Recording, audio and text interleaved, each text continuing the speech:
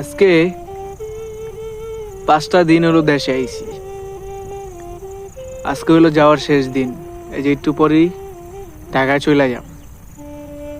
বিশ্বাস করেন ভাই, এই 5টা দিন কি যে চালু চালু কাইটা গেছে। মানে ঢাকা থাকলেও তো দিন দিন এরকম কাটে না, কিন্তু বাড়িতে আইলে খুব চালু চালু দিন কেটে যায়। মন চায় না ঢাকা যাইতে।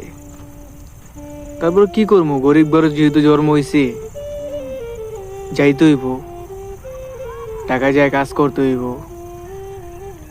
মনটা চায় না যে ঢাকায় যাই, তারপরেও কপালে লেখা আছে ঢাকা যাইতে হইব। এই যে একটু পরে ঢাকা যামগা। মানে এই ঢাকা যাওয়ার সময়টা মনটার ভিতরে অনেক খারাপ লাগে। মনটার ভিতরে মানে কিরকম জানি একটা অস্থির লাগে।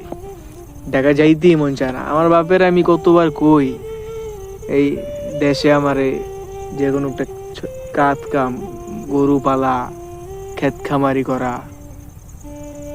বাপে কয় ঢাকা যা, কারণ এই কাঁচা টাকা তো যাই, মাসে মাসে টাকা বাড়াই, এটাই বাপের কাছে ভালো লাগে।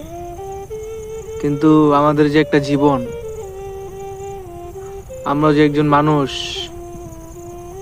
ঢাকা যাইতে যে মন চায় না, অস্থির অস্থির যে লাগে, এটা কেড়ে বুঝামো?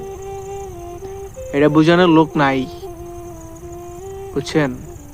জীবনটার আগে ভাবতাম ছোটকালে বড় হইলে জীবনটা সুন্দর হইব, আর এখন বড় হয়ে বুঝতে পারলাম যে ছোটকালে জীবনটাই সুন্দর ছিল।